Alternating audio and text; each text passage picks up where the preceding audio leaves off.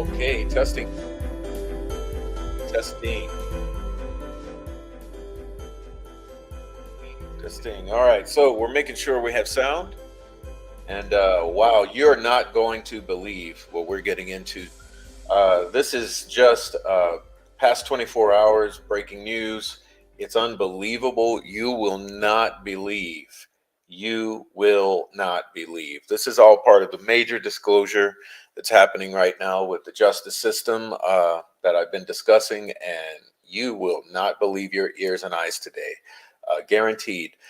We're going to be discussing something called the Feeding Our Future trial and bribery scheme. Yes, that's what I mean. If you're not familiar with it, you will be well familiar with it by the end of the little show today. Um, wow, there's just so much to get into, so let's not waste much time. Your jaw will hit the floor. Trust me, your jaw is going to hit the floor. I cannot believe myself what's transpired, and this all centers around a large Somali community in Minnesota. I'm sure you're familiar with that community. It's pretty infamous at this point because of a particular individual in Congress, but we'll not be discussing that at this point. We're going to talk about the meat and potatoes here. But wow, it's just a wow. Um, oh, sorry about that. So I'm trying to get this all sound together. All right, so let's just dive on right into it and not waste much time because there's so much to cover. We're going to sort of start and go backwards, okay? I'm going to start and go backwards. This is from yesterday. 5 indicted on the Feeding Our Future jury bribery scheme. U.S. Attorney's Office. 5 defendants have been indicted for their roles in a conspiracy to provide $120,000 in bribe to a juror in defeating our future trial, announced U.S. Attorney Andrew M. Luger. Okay. According to court documents on April 22nd, 2024. That's right.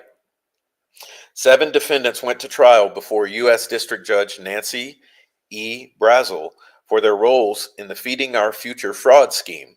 And this is a scheme that you'll be learning about where monies were stolen in the millions, but we'll get to that. During the trial, Abdiaziz Shafi Farah, 35, of Savage, Abdimajid Muhammad Noor, 23, of Shakopee, Saeed Shafi Farah, 42, of Minneapolis, Abdul Karim Shafi Farah, 24, of Minneapolis, and Ladan Muhammad Ali, 31, of Seattle, Washington, conspired with each other to provide a cash bribe to one of the jurors in exchange for the juror returning a not guilty verdict at the trial. Okay? As part of the scheme, the conspirators decided to target juror 52 because she was the youngest juror and they believed her to be the only juror of color. The conspirators conducted online research to obtain juror 52's personal information. Yes, that means stalking and trolling and hacking and harassing, like we're familiar with the Delphi murders case, including her home address and information about her background and family members. They conducted surveillance of juror 52 to confirm her home address. Like we're familiar with a certain individual or two with the Delphi murders troll farm, and obtain information about juror 52's daily habits. One of the conspirators followed juror 52 home as she left the courthouse during the trial. Yes, that's right. That's right. Okay. They followed her home from the courthouse. Okay. They purchased a GPS tracking device to covertly install on Juror 52's car in order to track her movements. As part of the scheme, the conspirators obtained approximately $200,000 in cash to be delivered and paid to juror number 52 as a bribe in exchange for a not guilty verdict in the trial. The conspirators drafted a list of instructions for juror 52. That's right. Along with the bag of cash, they had a list of instructions for the young lady. Okay.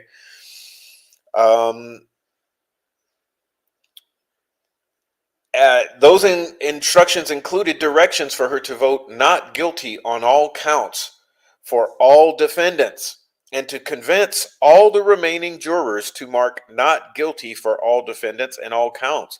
The conspirators compiled a list of arguments to convince the other jurors. Yes, that's right, ladies and gentlemen, many of which appeared designed to convince juror 52 that the prosecution was motivated by racism. That's correct. You heard it right. We will be reviewing those bullet points. According to court documents, on May 30th, 2024, that's just less than a month ago, Ali flew from Seattle to Minneapolis to carry out the bribery scheme. On May 31st, 2024, that's less than a month ago, Ali attempted to follow juror 52 home as she left a downtown Minneapolis parking ramp at the conclusion of the first day of closing arguments in the trial. That's right, direct bribing and stalking of a juror. On June 2nd, 2024, that's just earlier this month, Abdiaziz Farah instructed Noor to meet him at Saeed Farah's business, Bushara Wholesalers, to pick up the bribe money. Later that day, Noor met Ali and gave her a box containing the bribe money that he had received from Saeed Farah. Ali took the money and put it inside a Hallmark gift bag. At approximately 8:50 p.m. that evening, Abdul Karim Farah and Ali drove to Juror 52's house. Yes, they did, ladies and gentlemen. Ali approached the house and handed the gift bag containing $120,000 in bribe money to a relative of Juror 52 and explained that the money was a present in exchange for a not guilty verdict. They were bold, ladies and gentlemen. Ali promised that there would be more money if Juror 52 voted to acquit all the defendants. Abdul Karim Farah remained in the car and took a video recording of Ali dropping off the bribe money at Juror 52's home. Yes, that's correct. On the cell phone. Abdul Karim Farah sent the video from his cell phone to his co-conspirators using an encrypted messaging app. But guess what? Law enforcement has it all. Yes, the FBI has it. They retrieved that video. According to court documents, on June 3rd, 2024, after being ordered by Judge Brazel to surrender their phones to law enforcement, Abdiaziz Farah conducted a factory reset of his phone in order to delete everything. That's right, the messages, the video, and other evidence of the bribery attempt. Noor and Saida Farah also deleted the evidence of the bribe attempt from their phones. That means obstruction of justice now. Yes, they added on to their charges, ladies and gentlemen, by interfering and resetting those phones. The indictment charges all 5 defendants with conspiracy to bribe a juror, bribery of a juror, and corruptly influencing a juror. Abdiaziz Farah was also charged with obstruction of justice for deleting the shit on his phone. The defendants will begin making their initial appearances this afternoon, that was yesterday, in U.S. District Court before Magistrate Judge Douglas L. Miko. This case is a result of an investigation conducted by the FBI with the assistance from the IRS Criminal Investigations, the U.S. Postal Inspection Service, and the Minnesota Bureau of Criminal Apprehension. Assisting U.S. attorneys Joseph H. Thompson, Matthew Ebert, Harry Jacobs, Chelsea Walker, and Daniel Bobbier are prosecuting the case. That's right. Okay. Now, let's not stop there. Let's go back and understand what this actually is. Okay, so let's back it up. And we know that these 5 individuals delivered $120,000 as a first payment to attempt to bribe this juror boldly and gave instructions in the form of a letter about using racism as part of her argument. We'll get to that. At this moment, let's review what this case is. So, U.S. attorneys announce, this is from 2022, federal charges against 47. See, these 5, they were protecting 47 defendants in a $250 million Feeding Our Future fraud scheme. This is the Somali community in Minneapolis or in Minnesota, trying to protect 47 defendants in a $250 million COVID fraud scheme using children. Okay, nonprofit Feeding Our Future and 200 plus meal sites in Minnesota perpetrated the largest COVID-19 fraud scheme in the nation. The Department of Justice announced today, this was September 20th, 2022, federal criminal charges against 47 defendants for their alleged roles in a $250 million fraud scheme that exploited a federally funded child nutrition program during the COVID-19 pandemic. Yes, 47 defendants exploiting a child nutrition program for $250 million. These indictments, alleging the largest pandemic relief fraud scheme charged to date, underscore the Department of Justice's sustained commitment to combating pandemic fraud and holding accountable those who perpetrate it. Attorney Merrick Garland said, in partnership with agencies across the government, the Justice Department will continue to bring justice to those who have exploited the pandemic for personal gain. See, they wanted not guilty verdicts here. They wanted not guilty, and they were willing to pay. These indictments, alleging the largest pandemic relief fraud scheme charged to date, underscore the Department of Justice's sustained commitment to combating pandemic fraud. Okay, today's indictments describe an egregious plot to steal public funds meant to care for children in need in what amounts to the largest pandemic relief fraud scheme yet, said Christopher Wray. The defendants went to great lengths to exploit a program designed to feed underserved children in Minnesota amidst the COVID-19 pandemic, fraudulently diverting millions of dollars, $250 million to be exact, designated for the program for their own personal gain. That's why they had $200,000 to throw at this juror. These charges send the message that the FBI and other LE partners remain vigilant and will vigorously pursue those who attempt to enrich themselves through fraudulent means. This was a brazen scheme of staggering proportions, said attorney Andrew M. Luger of the District of Minnesota. The defendants exploited a program designed to provide nutritious food to needy children during the COVID-19 pandemic. Instead, they prioritized their own greed, stealing more than $250 million in federal funds to purchase luxury cars, houses, jewelry, and a coastal resort property abroad. I commend the work of the skilled investigators and prosecutors who unraveled the lies, deception, and mountains of false documentation to bring this complex case to light. The 47 defendants are charged across 6 separate indictments and 3 criminal informations with charges of conspiracy, wire fraud, money laundering, and bribery. Well, it seems like that didn't stop, right, in 2022 because they just tried this shit last month. As outlined in the charging documents, the defendants devised and carried out a massive scheme to defraud the federal child nutrition program. The defendants obtained, misappropriated, and laundered millions of dollars, $250 million, in program funds that were intended as reimbursements for the cost of serving meals to children. The defendants exploited changes in the program intended to ensure underserved children received adequate nutrition during the COVID-19 pandemic. Rather than feed the children, the defendants enriched themselves, bought cars, property, jewelry, etc., by fraudulently misappropriating millions of dollars in the federal child nutrition program funds. The Federal Child Nutrition Program, administered by the U.S. Department of Agriculture, is a federally funded program designed to provide free meals to children in need. It's the same program that provides the free lunches to children across the world and etc. The USDA's Food and Nutrition Service administers a program throughout the nation by distributing federal funds to state governments. In Minnesota, the Minnesota Department of Education administers and oversees the Federal Child Nutrition Program. Meals funded by the Federal Child Nutrition Program are served by sites, quote unquote. Each site participating in the program must be sponsored by an authorized sponsoring organization. Sponsors must submit an application to Minnesota Department of Education for each site. Sponsors are also responsible for monitoring each of their sites and preparing reimbursement claims for their sites. The USDA then provides Minnesota Department of Education federal reimbursement funds on a per meal basis. You know what this means, ladies and gentlemen? They lied. They lied about how many meals were served and to who. MDE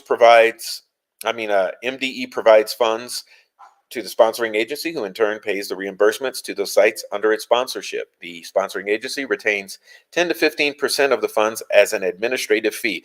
That means there's a profit to be made here. If you serve the children, you make 10 to 15% profit.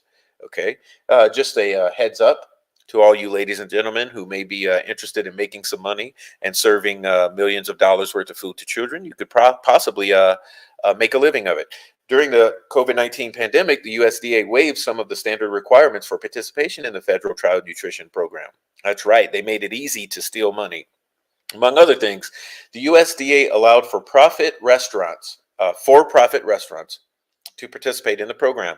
That means a bunch of these immigrant-owned restaurants could exploit the program, steal money from the federal government, as well as allowed for off-site food distribution to children outside of educational programs. That means they left a huge loophole that these people exploited.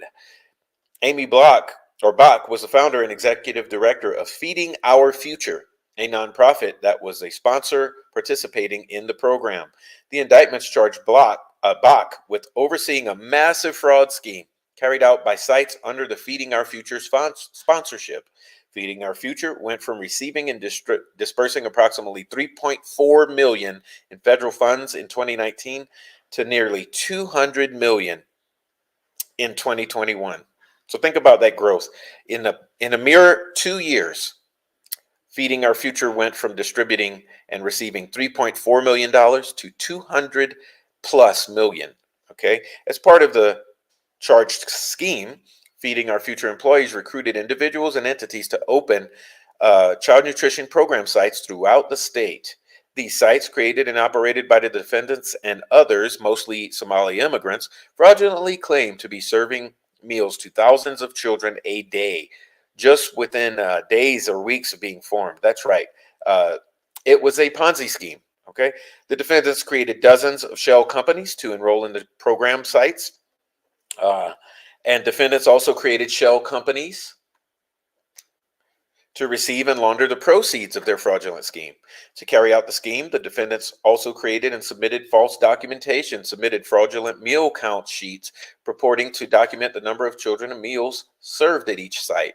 The defendants submitted false invoices purporting to document the purchase of food to be served. They didn't even purchase this food to make the profit. No, they just falsified everything. The defendants also submitted fake attendance rosters purporting to list the names and children, ages of children receiving meals at the sites. The rosters were fabricated and created using fake fucking names. For example, one roster was created using names from a website called listofrandomnames.com. Because the program only reimbursed for meals served to children, other defendants used an Excel formula to insert a random age between 7 and 17 into the age column of the rosters. That's right. They everything was fraudulent. It was all paper. Okay. In exchange for sponsoring these sites, fraudulent participation in the program, Feeding Our Future received more than $18 million in administrative fees. Remember the 10%? Okay. So Feeding Our Future, for doing nothing but allowing their name to be used, profited more than $18 million, to which it was not entitled. In addition to the administrative fees, Feeding Our Future employees solicited and received bribes and kickbacks from the individuals and companies sponsored by Feeding Our Future. Ooh, it's bad, guys. Of these kickbacks, many were paid in cash and disguised as consulting fees paid to shell companies created by Feeding Our Future employees to make them appear legitimate. When MDE attempted to perform necessary oversight regarding the number of sites and amount of claims being submitted, that means to just go ahead and double check. Bach and Feeding Our Future gave false assurances that they were monitoring the sites themselves under its sponsorship, and the sites were serving meals as claimed. When MDE employees pressed Bach for clarification, Bach accused, okay, now get the pattern here, accused Minnesota Department of Education of discrimination and racism and unfairly scrutinizing Feeding Our Future sites. When MDE denied Feeding Our Future site applications, Bach and Feeding Our Future filed a lawsuit accusing MDE of denying the site applications due to discrimination. That's right, racism again, ladies and gentlemen, in violation of the Minnesota Human Rights Act. Okay, this is their playbook. In total, Feeding Our Future opened more than 250 sites throughout the state of Minnesota and fraudulently obtained and dispersed more than $240 million in federal child nutrition program funds. The defendants used the proceeds of their fraudulent scheme to purchase luxury vehicles, residential and commercial real estate in Minnesota, as well as property in Ohio and Kentucky, real estate in Kenya and Turkey, and to fund their own international travel. Exploiting a government program intended to feed children at a time of a national crisis is the fucking epitome of greed, said Special Agent in Charge Justin Campbell of the IRS Criminal Investigation Chicago Field Office. As alleged, the defendants charged in this case chose to enrich themselves at the expense of children. Instead of feeding the future, they chose to steal from the future. That's right. IRS Criminal Investigation is pleased to join the law enforcement partners to hold these despicable defendants accountable. All right. U.S. versus Amy Marie Bach charges 14 defendants with conspiracy to commit wire fraud. Wire fraud, conspiracy to commit federal programs bribery, bribery, conspiracy to commit money laundering, and money laundering for their roles in the federal child nutrition program fraud scheme.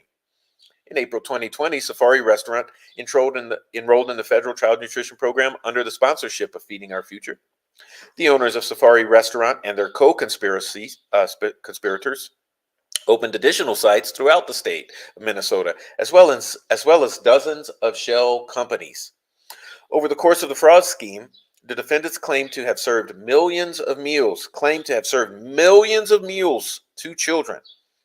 Based on their fraudulent claims, the defendants received more than $32 million in federal child nutrition program funds, which they misappropriated for their own personal benefit, including expenditures such as vehicles, real estate, and travel. United States versus Abadias Shafi Farah charges 8 defendants with conspiracy, wire fraud, federal programs bribery, money laundering for their roles in the federal child nutrition program fraud scheme. In April 2020, Empire Cuisine and Market LLC enrolled in the federal child nutrition program under the sponsorship of Feeding Our Future and sponsor A.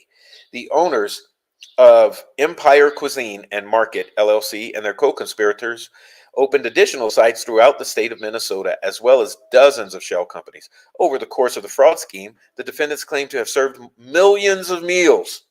Based on their fraudulent claims, the defendants received more than $40 million in federal child nutrition program funds, which they misappropriated for their own personal benefit, including expenditures such as vehicles, travel, real estate, and property in Kenya. Yes, these are illegal immigrants, ladies and gentlemen. United States versus Kamar Ahmed Hassan charges 8 defendants with conspiracy, wire fraud, and money laundering for their roles in the federal child nutrition program fraud scheme. In August 2020, SNS Catering Inc. enrolled in the federal child nutrition program under the sponsorship of Feeding Our Future. The owner of SNS Catering and other co-conspirators opened sites across the Twin Cities and claimed to have served millions of meals. Based on the fraudulent claims, the defendants received more than $18 million in federal child nutrition program funds when they misappropriated which they misappropriated for their own personal benefit, including expenditures such as vehicles and real estate. Yes, these people are investing, ladies and gentlemen. They're stealing the money to invest in their futures. U.S. versus Liban Yassin Al-Shire, or Shire, charges 3 defendants with conspiracy to commit wire fraud, conspiracy to commit federal programs bribery, and money laundering in their roles for the federal child nutrition program fraud scheme. The owner of Community Enhancement Services, Inc. You notice the names of all of these entities, okay? Community this and nonprofit that and benefit children this and serve the community that. And other co-conspirators opened multiple sites and shell companies in the Jiga Business Center in Minneapolis. Over the course of the fraud scheme, the defendants claimed to have served hundreds of thousands of meals. Based on their fraudulent claims, the defendants received more than $1.6 million in federal child nutrition program funds, which they misappropriated for their own personal benefit, including expenditures such as vehicles, real estate, and beach property in Kenya. United States versus Sharmake Jama et al. Charges 6 defendants with wire fraud, federal programs bribery, conspiracy to commit money laundering, and money laundering for their roles in federal child nutrition program fraud scheme. In September 2020, Bravo Restaurant and Cafe LLC, a site located in Rochester, Minnesota, enrolled in the program under the sponsorship of Feeding Our Future. The owners of Bravo Restaurant and Cafe and other co-conspirators claim to have served 1 million meals. Millions of meals from Bravo, and falsely claimed to have a contract with Rochester Public Schools. Wow, falsely claimed to have a contract with the school district. Based on their fraudulent claims, the defendants received approximately $4.3 million in federal child nutrition program funds, which they misappropriated for their own personal benefit, including expenditures such as vehicles, real estate, and property on the Mediterranean coast of Turkey. Yes, they are investing in their future vis-a-vis real estate. Okay, I'm not going to read all of these blurbs on these individuals, but let's attempt some of these names of these Somalis. Amy Marie Bach, 41. Abdikarim Abdiyali Idala, or Idale, 39. Salim Ahmed Said, 33. Abdul Qadir Nur Salah, 36. Ahmed Sharif Omar Hashim, 39. Abdi Nur Salah, 34. Abdi Kahim Ali Ahmed, 36. Ahmed Mohammed Artan. Abdi Kair Ainashi Mahumad.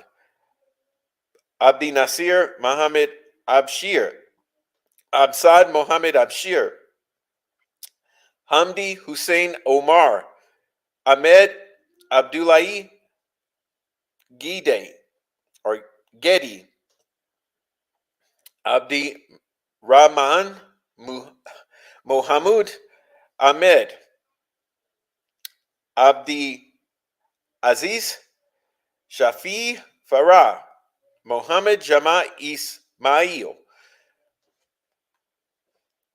Mahmid Ibrahim, Abdi Majid Mohammed Noor, Saeed Shafi Farah, Abdi Wahab Malim Aftin, Mukhtar Mohammed Sharif, Hayat Mohammed Noor, Kamar Ahmed Hassan, Sarah Mohammed Noor, Abdi Wahab Ahmed Mohammed, Filsan Muhim or Mumin Hassan, Guhad Hashi Saeed, Abdullahi Nur Jaisal, Abdul Abukahbar or Abukahar Ali, Yusuf Bashir Ali, Haji Osman Salad, Fahad Noor, Anab Artan Awad, Sharmarke Isa, Farhiya Mohamud, Liban Yassin Ali Shia or Shire, Ahmed Yassin Ali, Kadar Jigre Adan, Sharmake Jama, Ayan Jama, Asha Jama, Fortune Jama, Mustafa Jama, Zamzam Jama, Bekam Adisu Merdasa, Hadith Yusuf Ahmed, Hana Mardekigan. U.S. Attorney Andrew Luger thanked the FBI, IRS Criminal Investigation, and U.S. Postal Inspection Service for their collaboration and skilled investigative work in bringing these indictments. Assistant U.S. Attorneys Joseph Thompson, Harry Jacobs, Chelsea Walker, Matthew Ebert, and Joseph Tayrab for the U.S. District of Minnesota are prosecuting the case. Assistant U.S. Attorney Craig Bonnet is handling the seizure and forfeiture of assets. Okay, now, not done, ladies and gentlemen. Let's get into the meat and potatoes here.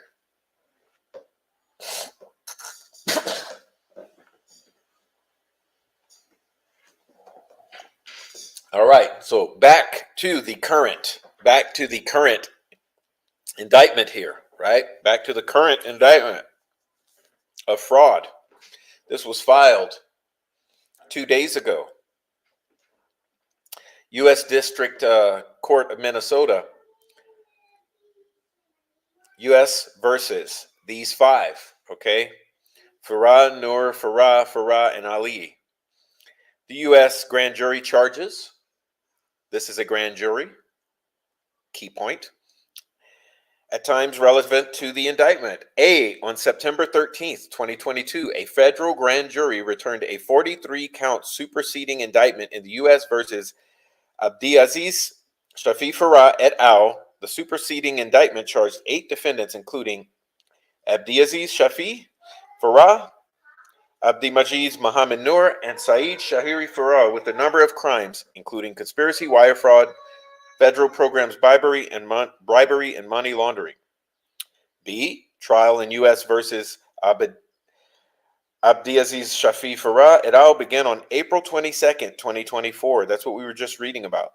Before the Honorable Judge Nancy E. Brazel at the U.S. District Court in Minneapolis, Minnesota. C. Abdiaziz Shafi Farah was a defendant in the U.S. versus Abdiaziz Shafi Farah et al. Okay. D. Abdimajid Mohammed Noor was a defendant. Okay. Saeed Shafi Farah was a defendant. Abdul Karim Shafi Farah was the brother of Farah and Farah. Ladan Mohammed Ali was a resident of Seattle. H. Juror 52 was a juror in the criminal trial. I. Bushara Wholesalers LLC was a company owned by Saeed Farah and located in Minneapolis. J. Signal was an encrypted text messaging app that provided end-to-end encryption to ensure messages could not be intercepted or obtained by law enforcement against our agents pursuant to a search warrant or other court order. So see, they were using Signal. They thought by using Signal, their asses were covered, but fortunately, their asses were not covered. Let that be a warning to all of you. Let that be a warning to all of you criminals thinking that using Signal or any end-to-end encryption will cover your asses, because guess what? The feds got this shit anyway. Count one. From in or about March 2024, that's right, ladies and gentlemen, March through or about June, March to June.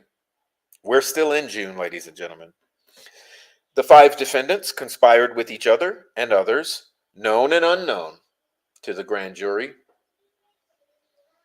to corruptly give, offer, and promise something of value to a public official or a person who has been selected to be a public official, specifically a juror, in the trial U.S. versus Abdiaziz Shafi Farah et al., with intent to influence an official act, namely to return a not guilty verdict in violation of Title 18 U.S. Code Sections 371 and 201. Object and purpose of the conspiracy. 3. The object and purpose of the conspiracy was to bribe a juror in exchange for the juror returning a not guilty verdict in the U.S. versus Abdiaziz Shafi Farah et al. Manner and means. Okay. The conspirators used the following manner and means, among others, to accomplish the object and purpose of the conspiracy. A. The conspirators identified and decided to offer a cash bribe to juror 52. Remember, they stalked and harassed her. They used the internet, like our troll farm, to identify the woman, to dox her, to then stalk her in person, exactly like our troll farm does to Delphi Murders creators, who they disagree with. Okay, they found her, they went to her house, and they attempted to offer her $120,000 as a first installment, plus an additional undisclosed amount in exchange for returning a not guilty verdict in the criminal trial U.S. versus Abdiaziz Shafi Farah. The conspirators targeted juror 52 because she was the youngest juror, and they believed her to be the only juror of color. And they attempted to use racism as part of this. You'll figure out later. You'll find out. We'll read through it. The conspirators researched juror 52's address and other personal information online and via social media, including juror 52's Facebook account, just like they do to us in the Delphi community that they disagree with. Through their online research, just like those troll farm creators in the Delphi community who stalk and harass Delphi community members they disagree with, the conspirators identified juror 52's home address, just like they've done to me, using Mark Robert, Tommy Frost, and Rick Snay, and found information about juror 52's background and family members. The conspirators conducted surveillance of juror 52 to confirm her home address and obtain information about her daily habits. Among other things, conspirators followed juror 52 home as she left court during the criminal trial. That's right. During closing arguments, they followed her home from the courthouse. How creepy is that? The conspirators also purchased a GPS tracking device to covertly install on juror 52's car in order to help them better surveil and track juror 52's movements. The conspirators obtained approximately $200,000 in cash to be delivered and paid to juror 52 as a bribe in exchange for a not guilty verdict in the criminal trial. And don't you think that put her life at risk? If she had accepted that $120,000 and things didn't go as these criminals wanted, don't you think they may have done some type of physical harm to this woman? The conspirators drafted a list of instructions for juror 52 that included directions for her to vote, quote, not guilty on all counts for all defendants, and, quote, to convince all the remaining jurors to mark not guilty for all defendants and all counts, close quotation. To that end, the conspirators compiled a list of, quote, arguments to convince other jurors. many of which appear designed to convince Juror 52 that the prosecution was motivated by racial animus, i.e., racism. Yes, they tried to play the race card. You remember that particular individual in Congress who is also a member of this community. Among other things, the conspirators' list stated that, quote, we are immigrants. They don't respect us. That the government was, quote, prejudiced against people of color, and that, quote, people of color and immigrants were being prosecuted for the fault of other people. Yes, that's the race card, ladies and gentlemen. Although they stole $250 million worth of funds that were intended to be used to feed needy children in order to buy real estate, vehicles, jewelry, and to travel. Uh, Although they committed those crimes, they wanted to play the race card and blame, quote, racism. Members of the conspiracy delivered a gift bag containing $120,000 in cash to Juror 52's home the night before the conclusion of closing arguments and the beginning of juror deliberations in their criminal case. And guess what? We have photographs of the gift bag with the cash in it. Yes, that's right. Because the juror did the right thing and notified law enforcement. A conspirator, handed the gift bag containing the $120,000 in cash bribe to a relative of Juror 52 at her home and explained that the money was a present in exchange for a not guilty verdict. The conspirator promised that there would be more money if she returned a not guilty verdict. That's right, there was going to be more. The conspirators took a video of the delivery of the bribe money to Juror 52's house. That's right, and they were stupid enough to record that video on their phone, and guess what? Law enforcement has it. They took the video to ensure that the money was delivered and as evidence to show Juror 52's complicity if she accepted the bribe but did not follow through with the not guilty verdict. Don't you think they would have conspired to kill this woman?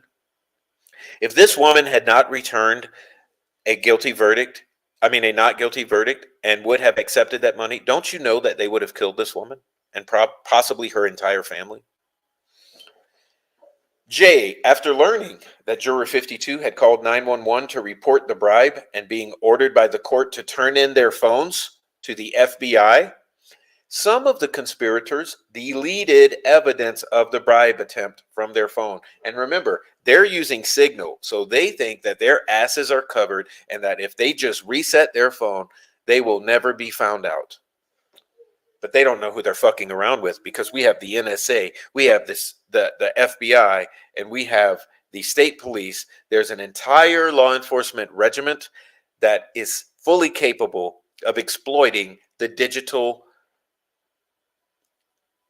space and retrieving information that you thought was unretrievable. And let that be a message to the Delphi murders troll farm and to the Delphi murders killers. Acts in furtherance of the conspiracy. Number 5.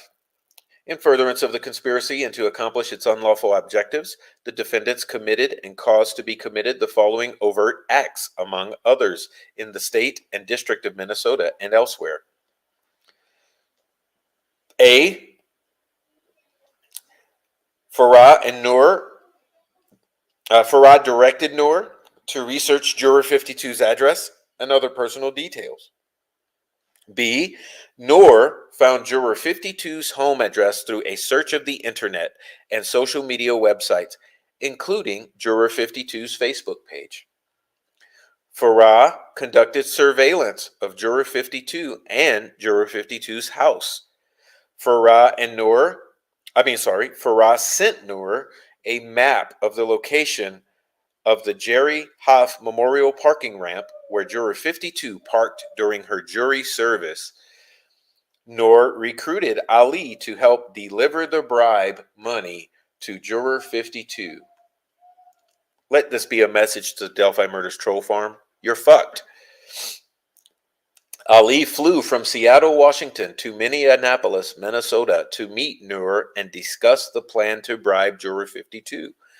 Ali agreed to deliver the bribe money to Juror 52 in exchange for a payment of $150,000. Okay, so not only are they paying the juror $120,000 as a first installment of a bribe, but Ali is getting paid $150,000 to physically deliver the bag onto the porch of the juror number 52. H. On Thursday, May 30th, 2024, Ali flew from Seattle to Minneapolis to deliver the bribe money to juror 52.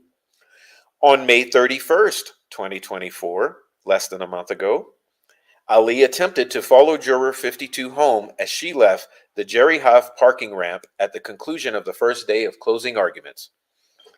At approximately 12:56 a.m. on Sunday, June 2nd, 2024, Farah sent a message to Saeed Farah using an encrypted messaging app, Signal.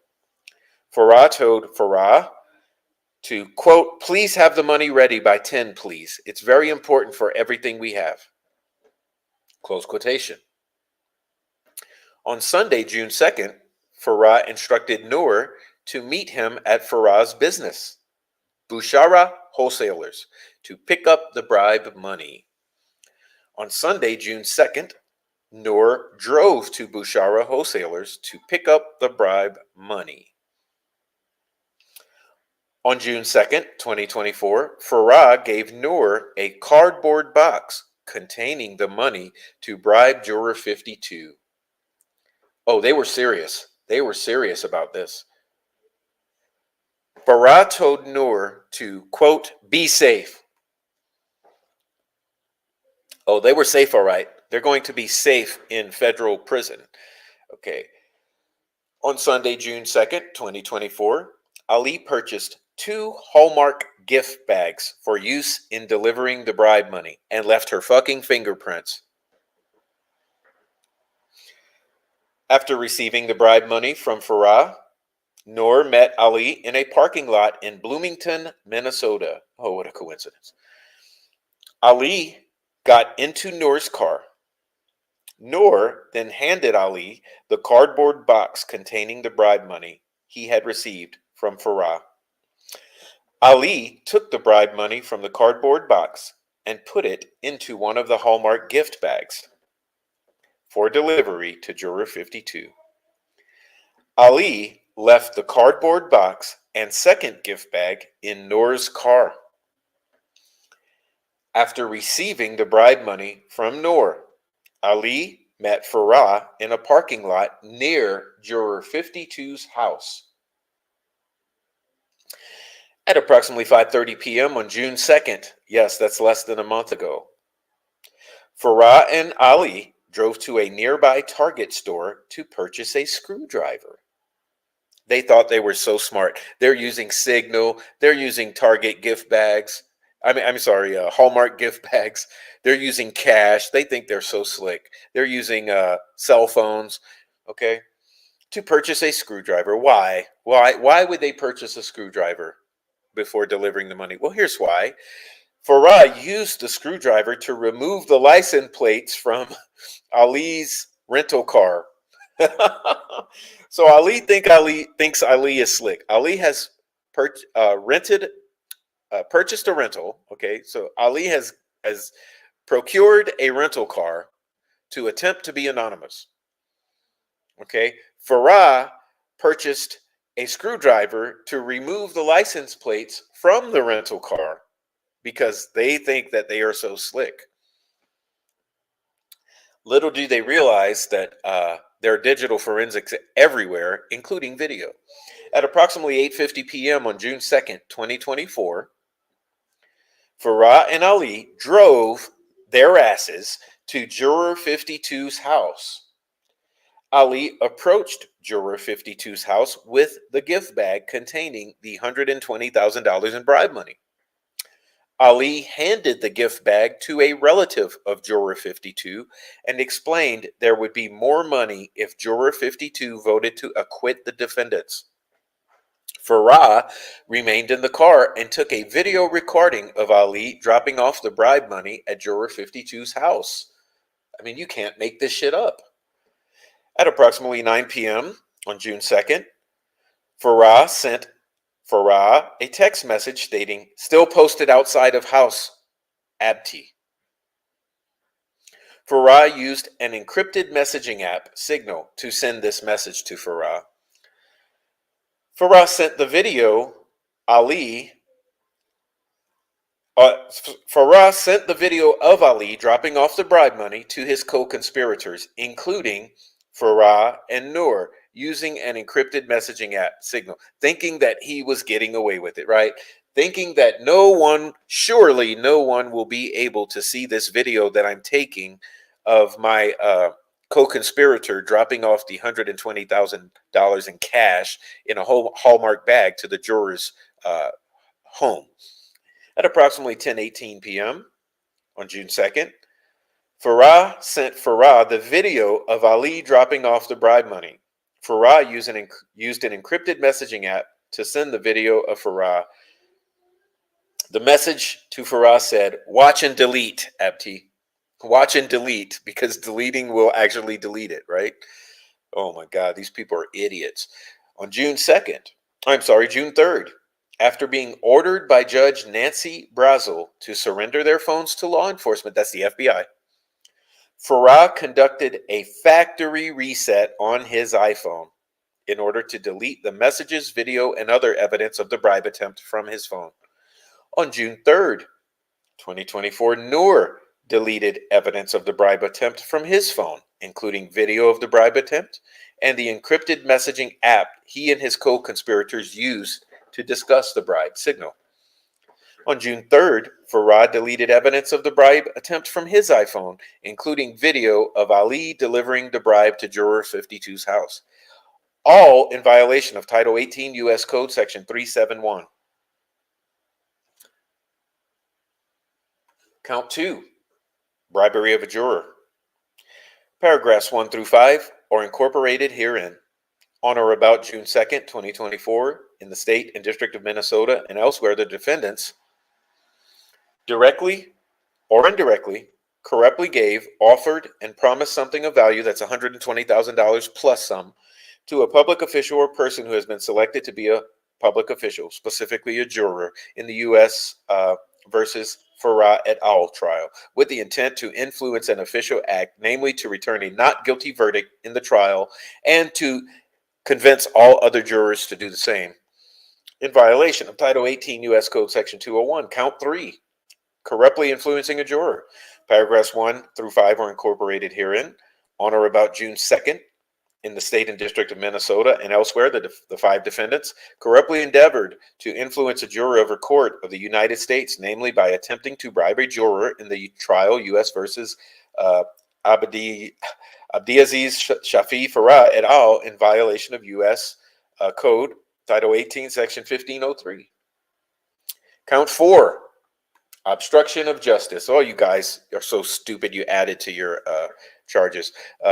Paragraphs 1 through 5 are incorporated herein. On or about June 3rd, 2024, in the state and District of Minnesota and elsewhere, the defendant Abdiaziz Shafi Farah corruptly altered, destroyed, mutilated, and concealed a record, document, or other object with the intent to impair the object's integrity or availability in use or for use in an official proceeding, namely by deleting the contents of his iPhone after being ordered by the court to turn it over to law enforcement, that's the FBI, in violation of Title 18 U.S. Code Section 1512. Okay, and that's it. That's it. So, can you believe the Godfather-esque Jerry Springer, Dumb and Dumber, Delphi Murders, Gomer Pyle,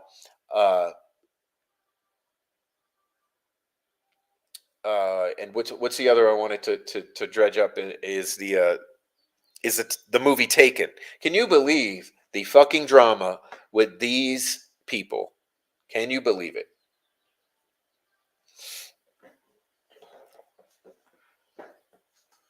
All right, I'd like to give you all a treat now at this time, and allow you to witness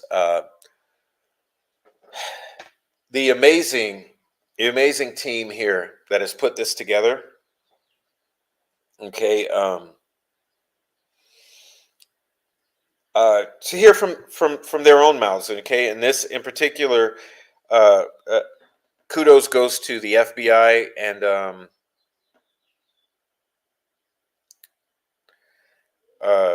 what's his name? Oh, I can't remember his name now. Luger. Okay, Luger, Andrew Luger, U.S. Attorney. These kudos go out to the U.S. Attorney's Office in Minnesota and to the FBI for this wonderful work. I know often on this channel we are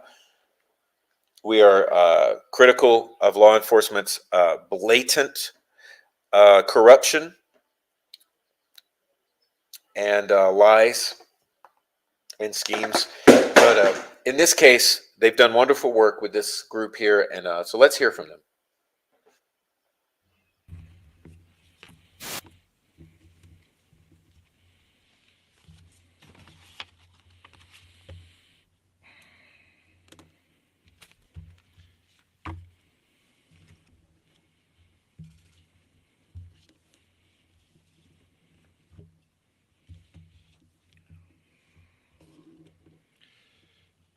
On Monday morning, June 3rd, toward the end of the first Feeding Our Future trial, we learned that an unknown woman showed up at the home of a juror, Juror 52. Because Juror 52 did not answer the door, the woman explained to the man who did that she was leaving $120,000 in cash for the juror as a bribe in exchange for an acquittal. Other than the lawyers, defendants, and the court in this case, no one knew the names of the jurors. Juror 52 immediately contacted authorities when she learned of the bribe, exposing the plot to corrupt the jury. The news of this plot was announced in court that Monday morning. The news shocked all in the case and all who work in our criminal justice system. Corruption of a jury through intimidation or bribery is a serious federal crime that carries a significant prison sentence. Nationally, the Department of Justice and the FBI take jury intimidation and bribery extremely seriously and always have. But it just doesn't happen in Minnesota until now. On June 3rd, as we absorbed this disturbing news, we knew almost nothing about this crime and had many questions. Who was the woman who delivered the bribe? Why did she and others focus on this juror? How did they know where the juror lived? How did they hatch their plan to bribe Juror 52, and who was involved? While our team of AUSAs and federal agents were finishing the case that would lead to 5 convictions, we simultaneously began to unravel this plot. Over the past 3 weeks, prosecutors in my office and experienced investigators from the FBI, along with postal inspectors and IRS agents, reviewed mountains of digital and physical evidence with appropriate fervor to answer these and many other questions. I thank all of them and our partners at the BCA for their dedication to the integrity of the justice system, so that now, only a few weeks later, only a few weeks after this bribery plot was foiled, we have the answers. Today, we announce an indictment against 5 defendants. They are charged with crimes including conspiring to corrupt the Feeding Our Future jury by bribing Juror 52 and attempting to win an acquittal not on the evidence, but through an elaborate scheme to infiltrate this jury. The 5 defendants are Laden Ali, Abdi Majid Noor, Saeed Farah, Abdi Aziz Farah, and Abdi Karim Farah. Laden Ali was the woman who showed up at Juror 52's home with the bribe money. Abdi Majid Noor was a Feeding Our Future trial defendant. He recruited Ladan Ali and what we describe as a blueprint for Juror 52, an instruction manual on how to win an acquittal, was found on his phone. Defendant Saeed Farah is also a defendant in the Feeding Our Future trial. He provided the bribe funds, and he deleted on his phone, although we recovered it, a video of Ladan Ali delivering the bribe to Juror 52's home, as we'll discuss more in a moment. Abdiaziz Farah was also a Feeding Our Future defendant, organized this conspiracy, deleted all of his phone contents in court on June 3rd, and a list of jurors was found in his home, as I'll show you in a moment. Abdul Karim Farah is the brother of Abdi Aziz and Saeed Farah. He surveilled Juror 52 to learn more about her, and he assisted Ladan Ali the night that she delivered the bribe funds to Juror 52's home. In a moment, I will explain in some detail how our investigation unfolded and provide an overview of some of the evidence that led to these charges. But first, I want to be very clear. When the bribe was announced in court, lead prosecutor Joe Thompson rightly stated that it was like something out of a mob movie. That was 3 weeks ago. But now that we've put in weeks of work around the clock to unravel this plot, it is so much more. As alleged in the indictment and other documents, these defendants engaged in a chilling attack on our justice system. They sought to buy a juror and use her to infiltrate the jury with their own false arguments that had nothing to do with the evidence or the law. They studied her, followed her, and determined that she would succumb to their scheme. The fact that they failed does not lessen the magnitude of what they tried to do. Jury trials are one of the cornerstones of our democracy. They rely on facts, law, and the independence of 12 people who stand for impartial justice. These defendants sought to undermine these fundamental democratic principles, and they plotted carefully and deliberately during the trial, waiting for the right moment to act. Fortunately for all of us, Juror 52 could not be bought, and she terminated their scheme. There's one phrase that comes up in this case that I'll show you in a moment that really encapsulates the chilling nature of this attack. When the defendants instructed Juror 52, or tried to, "You alone can end this case." That phrase comes up later as we unravel the evidence that we encountered. So how did the team of FBI agents and prosecutors, with help from the postal inspectors, IRS, and BCA, uncover the essential elements of this scheme and identify the co-conspirators in such short order? I'm now going to give you a little bit of a window into the investigation and how just some of the evidence against these defendants came together.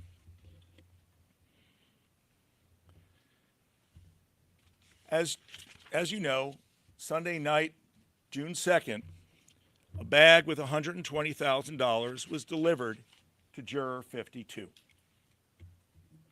For those who haven't seen it, this is the bag, and this is the money. Juror 52 turned it over to authorities. Authorities turned it over to the FBI. On June 3rd, the bribery attempt was announced in court because Juror 52 contacted authorities when the money was brought to her home. The court ordered all defendants to turn over their cell phones to authorities. Defendant Abdi Aziz Farah immediately wiped his phone clean. He actually engaged in what's called a factory reset to wipe the entire phone clean of all of its contents. As we worked through the night and the next day, preparing an investigation strategy, FBI on June 5th executed a search warrant at the home of Abdiaziz Farah. And there, they found a list of the jurors' names, a list that should never have left the courthouse. The list was hidden in a water bottle, as you see here, in Abdiaziz Farah's home. Next, we learned, because we brought the bag to the BCA, that the bag contained the fingerprints of someone named Layden Ali. Learned that Layden Ali lived in Seattle, and the investigation began to focus on her as well. So next we'll take a look at the activities of Layden Ali as we learned them. On May 30th, a Thursday, Layden Ali arrived in Minneapolis to undertake the bribery plot. On May 31st, after court Friday, Layden Ali surveilled Juror 52, following her from the courthouse to her home. Just one example of some of the evidence that we gathered quickly.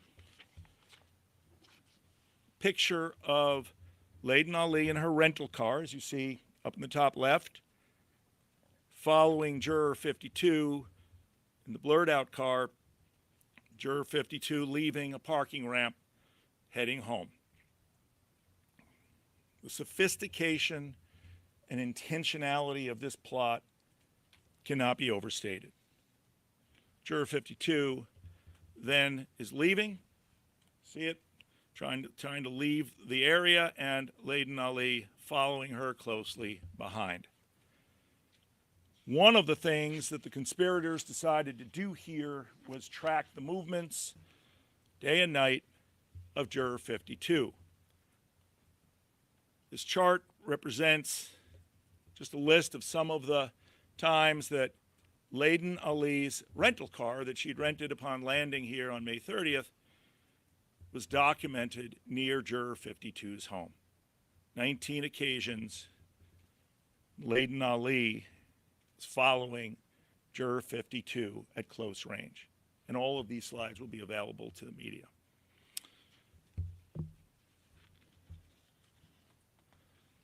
This is more than just a mob movie. This is a chilling attack on our system of justice. Layden Ali delivered the bribe to Juror 52's home the evening of June 2nd.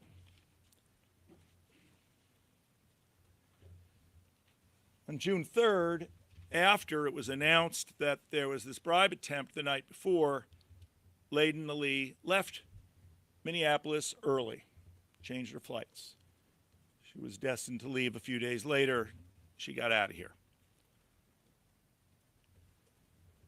After she left, packages arrived at her hotel room, including a car tracking device. It's part of the plot and scheme to follow Juror 52. Now let's focus on the day of the bribe, June 2nd. On June 2nd, Abdul Karim Farah, whose job it was to assist Layden Ali follow Juror 52, purchased a screwdriver at a store to take off the license plates of Ali's rental car. And here's a photo capturing him leaving a store with a screwdriver that he purchased for that purpose. Sometimes when you're trying to track somebody and you don't want law enforcement to know about it, you take off your license plates because there are something called license plates readers around. Obviously, it didn't work fully because we were able to track that car. Then Layden Ali and Abdul Karim Farah arrived at the home of Juror 52 Sunday evening. One of the things that FBI agents were doing during this entire period that we're investigating this case is going through the phones that were ordered turned over by the judge. It was made a little bit more difficult because there were a lot of deletions, including one of the defendants who deleted the entire phone. But the FBI was able to uncover evidence, including a text from Abdul Karim Farah to Saeed Farah saying, still posted outside of house, letting him know we're outside of Juror 52's house.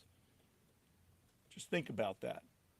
Sunday night, before the final day of trial, our team is here preparing the final days of arguments, and these guys are plotting to bribe a juror. Abdul Karim Farah also took a video of Layden Ali going to the home, standing at the door, and providing the funds. Abdul Karim Farah then sent that video to Saeed Farah, saying, watch and delete. Saeed Farah later deleted the video, but we were able to recover it from his phone. We're not going to play that video for you because it shows detail of Juror 52's home.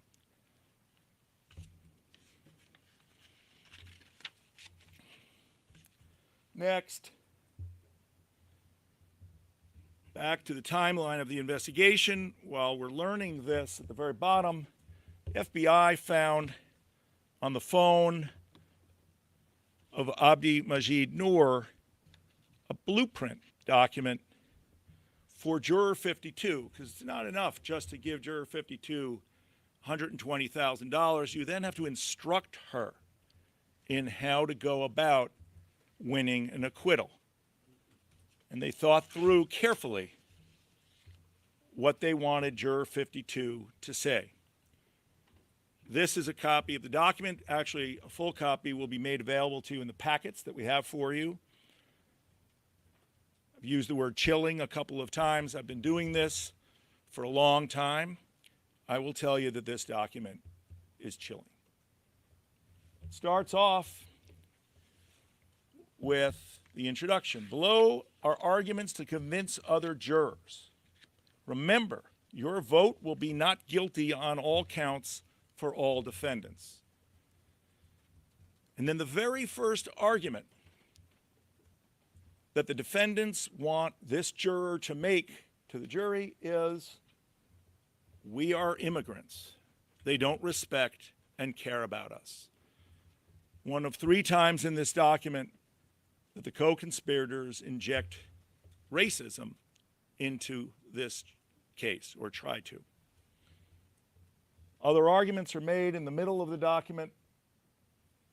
There's prejudice by the government against people of color. Excuse me.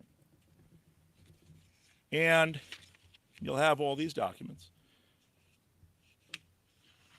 And why is it always people of color and immigrants prosecuted for the fault of others? One of the things that's so concerning about this is that the defendants are injecting into a jury arguments that could never be made in a court of law and for which there's no support. And think about it, the very first argument the defendants instruct Juror 52 to make is not one on the evidence or the law.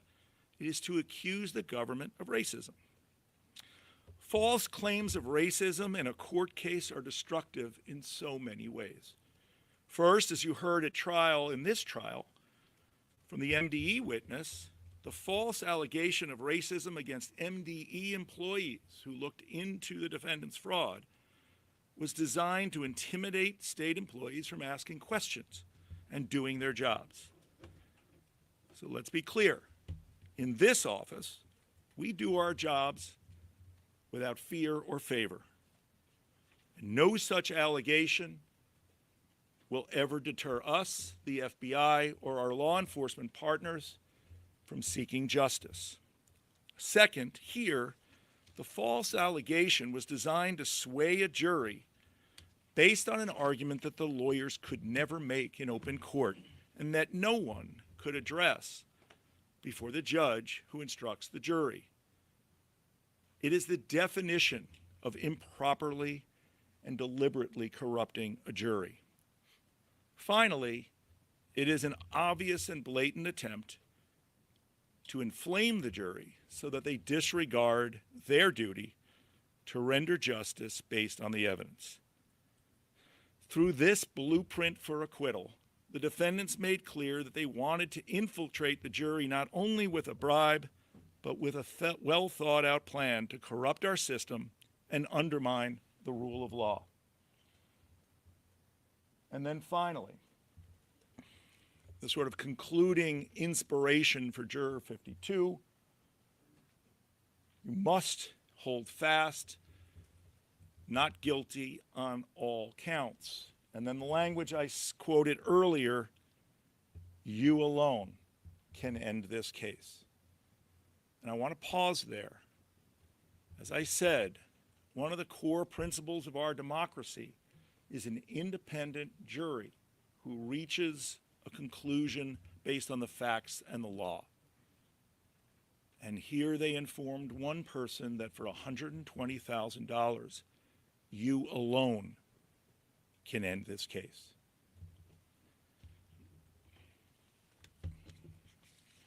The jurors here, the defendants here are charged with a number of crimes, some of which I don't think have ever been charged in Minnesota.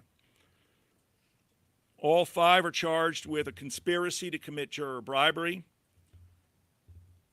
All 5 are charged with violation of Section 201, bribery of a juror.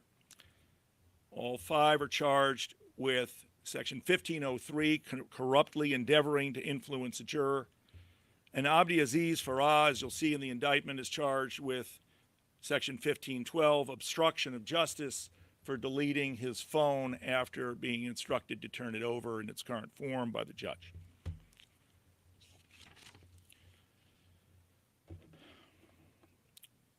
I started my career as a federal prosecutor in Brooklyn, where one of the missions of the office was to dismantle the 5 mafia families. Just like in the movies, as Joe said, the mafia sometimes sought to corrupt juries through intimidation and bribery. As a result, where appropriate, courts ordered juries to be entirely anonymous and sequestered. But that was decades ago in New York. This form of corruption has now made its way to Minnesota. We must therefore take this threat to our system of justice seriously going forward. Together with the FBI and our law enforcement partners, we will examine when and whether to seek anonymous and sequestered juries to protect what happened here. As we protect our juries from corruption, we will be standing up for the integrity of our system of justice. There is no higher priority than protecting that system. Whether a jury convicts or acquits, it must always be on the merits and based on what happens in the courtroom, not bribes and not false arguments snuck into a jury room. We sometimes ask ourselves, all of us I think, whether one person can actually make a difference. It doesn't take much. Juror 52 gave us a clear example of how to do it. On Sunday night, June 2nd, Juror 52 refused a bribe and called authorities, and she made a difference. We together, our partners at the FBI, SAC, Alvin Winston, my team, we will finish the work Juror 52 started. We will bring these defendants to justice. I'll take some questions. Lou. What is the origin of the $120,000? It's not in any of the documents that are in this case yet, and so that will have to come out later, Lou. Yes, other than Saeed Farah. It's stated in the indictment, provided the money. Yes? Saeed Farah was one of the 2 who were not convicted. don't. And then also, do you believe they had helped sort of crafting their legal arguments? I don't have anything on that either. What? I'll come back to you. Yeah. Obviously, you detailed this quite extensively. Do you have any concern that there were any other attempts, that somehow any of this message infiltrated any jurors? So we don't have any evidence to that effect, but we're still looking and investigating. We did this quickly, and we wanted to bring charges as quickly as we could for a number of reasons, but this investigation's ongoing. Matt? It appeared to me that 52 was the only person of color on this jury. Do you think Yeah. that was the reason she was targeted? In the indictment, it alleges that she was targeted for two reasons. One, she was young, and two, that they believed she was the only juror of color. Yeah, Ernesto? There are defendants in custody, other defendants turning themselves in. I believe they're in custody now, yes. Yeah, Stephen? Excuse me, was this surveillance around the clock, 24/7? Any indication why the attempted bribe happened without the jury at the time? I can't answer any of those. Based on the, yeah, Rob? You mentioned the juror list found inside a water bottle, Yes. and this was one that was taken from the courtroom. Can you It- elaborate on that? It's a typed up list based on what was in the courtroom. That they had remembered and typed, or how do you, any idea how that? Yeah, it's not the actual list that was in court, it's a typed up list based on what was in court. Through other court filings, though, to that issue, there was a missing list or two. Can you Right. address that? Yeah, good question, Lou, not at this time. Do you know when the last time DOJ prosecuted anybody for jury bribery or tampering? I don't, although I vividly recall the office that I was in 1992 prosecuting a juror, but, well, we'll get into it. I remember it very clearly. Dina? Maybe I missed it, but what's the woman from Seattle's relationship to these defendants? It's not described in the indictment, but they knew her well enough to recruit her. Yeah. Just off the top of my head, I noted that not every defendant whose home was searched here in the last month is in this indictment. Was there any cooperation? Did your team have any assistance? So I never comment one way or another on whether anybody has cooperated or not, and I'm not going to do that here, but stay tuned. Scott? Yes. Yes. 3 o'clock, 2 o'clock, Joe? 1:30 today. 1:30 today in St. Paul. So we got to end quickly so those of you who want to get over there can. Yeah. In a case like this, were you able to go to the jurors once they were finished deliberating and rendered their verdicts and ask them, hey, were you approached by somebody and offered a bribe? That is something that is typically done over time in a bribery investigation. We have not done that yet here. How is juror 52 doing, by the way? I mean, after this review? I'll answer that question at a later time. As you can tell, I don't have a lot of answers, Scott. Can you say anything about the whole playhouse finding of the attorneys, the defense attorneys in court before making this witness? No. Are you concerned this is going to happen again with future trials? So that's thank you. That's a question I can answer. Yes, we are concerned just based on knowing how this has occurred elsewhere. And so, like I said in my remarks, we're going to be studying closely what to seek in future cases, and where the FBI and myself and our team believe it's appropriate, we will seek sequestered and anonymous juries, because that's the single best way to ward off this kind of thing. Yeah, Lou. Regarding Saeed Farah, to be clear, he walked out of the courthouse after the verdict was reached. He was free in between then and yesterday. Were you able to determine if he furthered the crime during that time period? I can't comment on that. How much has this affected your preparations for the subsequent trials on this case? I know So- the second one you've moved to continue. So we now have a case to prosecute and try that's separate from the remaining trials, and we're assembling the correct teams and the correct order and the correct resources, along with the FBI and other law enforcement, to staff up for all of this, but this is what we do, Matt. We didn't specifically hear from you on the verdict. Do you mind commenting on that? There, it was a majority guilty, but there were these not guilties, and I know that we're gonna get questions Yeah. about if the not guilty was related in any way to the bribe. So we don't have any information to suggest that that's the case, Lou. If I did, I would say so. But the investigation's ongoing. It's been 3 weeks. My comment on the verdict is what Joe Thompson said from this podium. This was a clear victory for the government because, as I've said in every fraud case I've worked on, the most important thing is to have a jury agree with us that this was a massive fraud and it occurred the way that we did. You charge 70 defendants, there's a chance you're going to have some acquittals.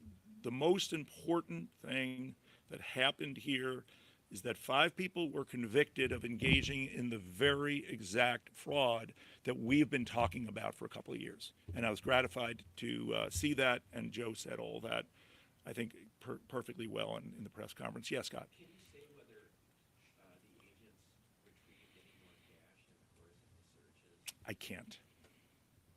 We're running out of things I can say. So I just want to end with this. There's a reason you don't see these kinds of cases often or ever in Minnesota and not nationally. This really is an attack on our system of justice. And you can plead not guilty, you can go to trial, you can make all the arguments that a court will allow you to make. And I honor lawyers who do that. What you can't do is corrupt a jury. And you can't tell a juror you alone can end this case. Thanks for coming.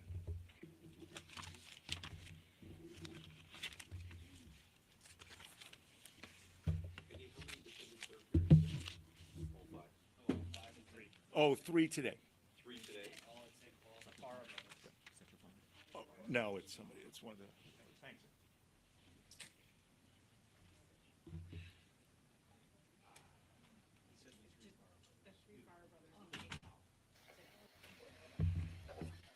Oh, all I can say is wow. Wow.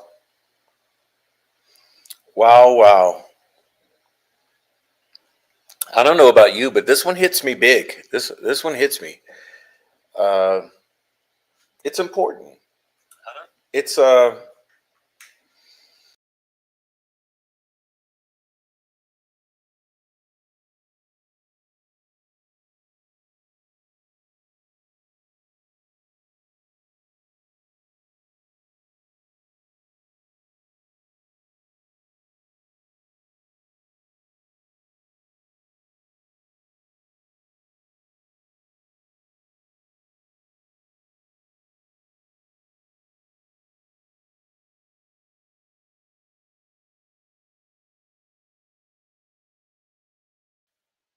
okay. Sorry, I got kicked out for a moment. Glitched and kicked me out. Wow. Yeah, I was just saying that. All I can say is wow. There will be more to come from this. But I mean, I think it's pretty open and shut. I think that basically, this is like third world type of scheme here. This behavior, and it's most likely because you're dealing with a bunch of immigrants who I don't think they had a real good grasp on the reality of the federal investigators, and they seem to have thought that they would get away with it, and especially by recruiting the lady from the West Coast from Seattle. I think that was it's almost like you can see the wheels turning in their heads. Like they thought that if they got somebody from the West Coast and she flew over and then rented a car and took the plates off and she would never be tracked and blah blah blah blah blah. They just seem to have underestimated law enforcement and the federal aspect of law enforcement in particular with this case. But you also got to consider that all of their asses are on the line big time. This is a large portion of a community that's facing severe, weighty charges here. So, yeah, I don't know. It's something else. I think it's really I think it's a big it's a big scheme to have been busted wide open, you know.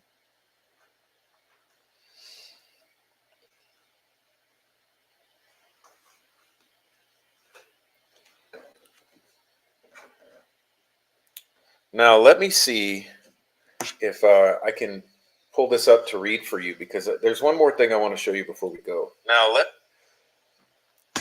pardon me. Okay, here we go. Pulling this up.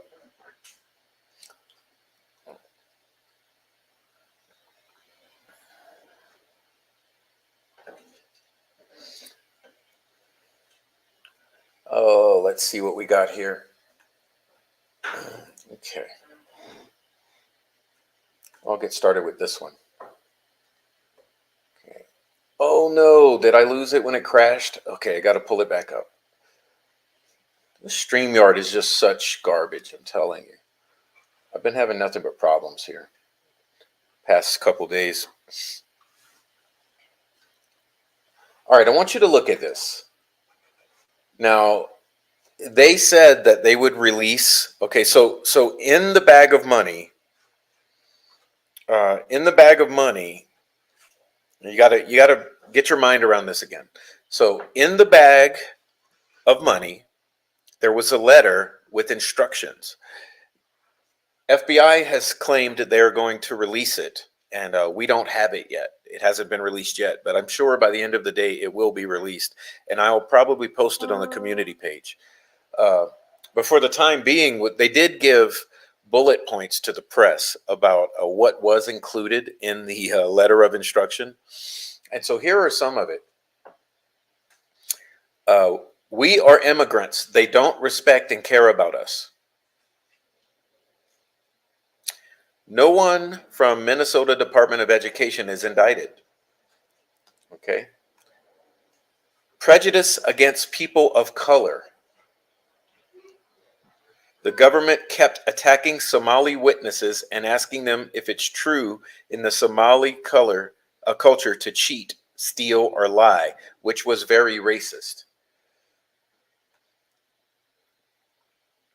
Why is it always people of color and immigrants prosecuted for the fault of other people, included Kara Lohman and even the governor? Where is Kara Lohman? Where is MDE finance people who paid millions and millions of dollars? Defendants did a lot of work, including millions in food and expenses. So who the hell does all that to commit fraud? Okay. Sponsor was responsible for everything. They received millions and millions of dollars to oversee this, but they didn't, and the largest sponsor and its staff member is not even indicted. Okay. So you see that what's happening here is some passing of the buck, using racism as an excuse, okay, because we're dealing with Somalis, remember.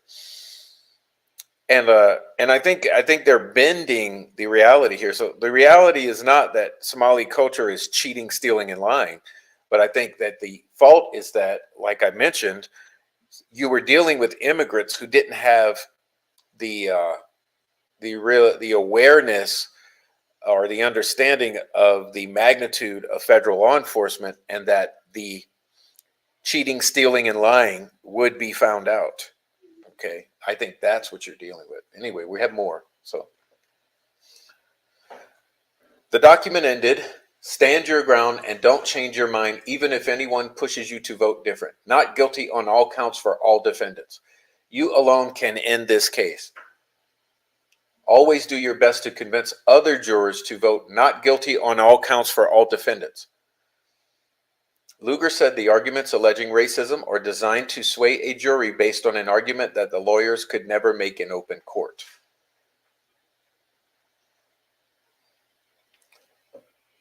It's the definition of improperly and deliberately corrupting the jury, he said. It's an obvious and blatant attempt to inflame the jury so that they disregard their duty and render justice based on the evidence. Okay. Lugar also said that charges in this case will push his office, the FBI, and other law enforcement agencies to consider seeking anonymous and sequestered juries in the future to avoid a repeat of what happened in the Feeding Our Future trial. And I don't know how I feel about that. I think there's pluses and minuses, you know. There are pluses and minuses, because can a jury be more easily corrupted by the prosecution if they are completely anonymous? You know, that's something to ask before we hide all jurors behind a wall, is to say, like, can jurors be more easily corrupted if they are completely anonymous in important cases? I don't know. I don't know the answer to that. I think that that's something that should be probably discussed. You know, I think it warrants more discussion about this potential sequestering and anonymity of juries in important cases. Would they caught them had the juror not reported? Nope. I think this was all based on the juror reporting the behavior. And you see how seriously they took it, because it was a big federal case. Remember, this is the absolute largest COVID money laundering and fraud scheme, according to the press releases from the Department of Justice. So I think they wanted to make a point with this case. And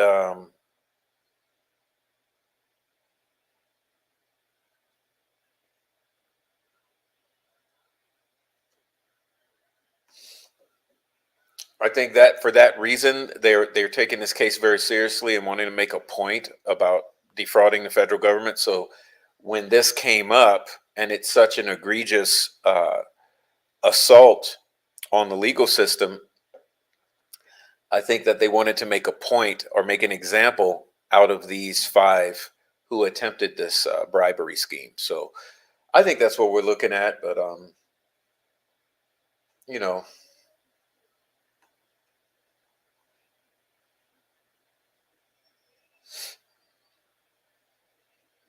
yeah, it's a lot. I think there's a lot to take in here. And like I said, this is breaking news just as of yesterday. So I think that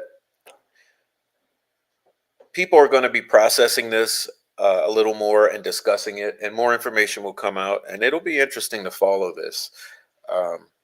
As you know, one of my big areas of interest is corruption in the legal system and law enforcement corruption in general. Corruption in the federal government, corruption in the politicians, corruption in the justice system, in the courts, among judges, among lawyers, among sheriffs, among prosecutors, among all the structure of our society, and what's supposed to be in place to protect people. And so this falls right in line with that. I think that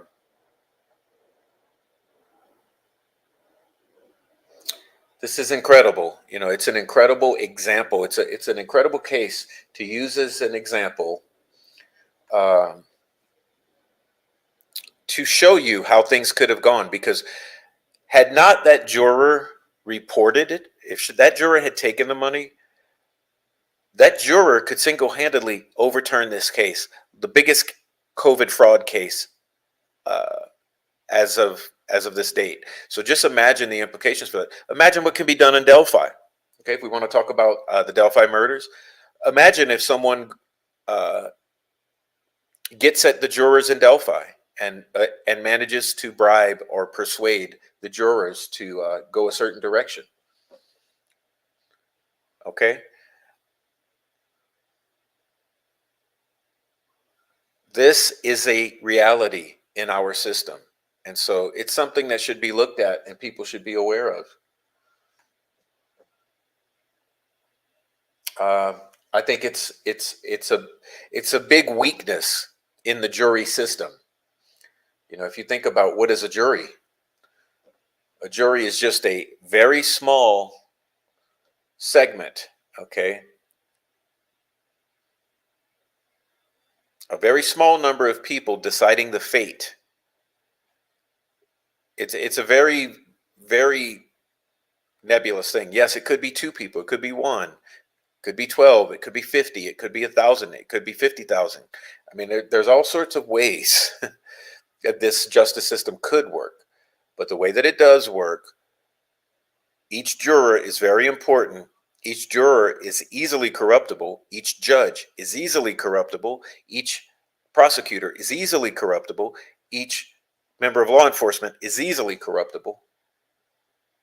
This is our reality. And you're supposed to shine a light into dark corners, you know, not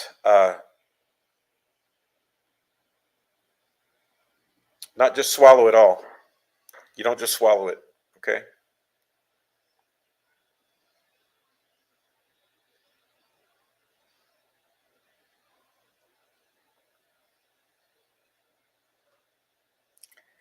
So, with that being said, God bless all of you. Keep your heads up. Question the things that don't make sense, whether it be the trolls, the law enforcement, the lawyers, the judges, the feds, the presidents. No one can force you to think what you don't want to think. You have a mind to think for yourself. And you know what's right and wrong. So with that being said, God bless all of you. Good night or good evening, afternoon, whatever time it is for you. And enjoy the rest of your day or evening. And we'll see you again. And I will be keeping track of this particular case and the developments. It's very interesting. So look out for that. And God bless.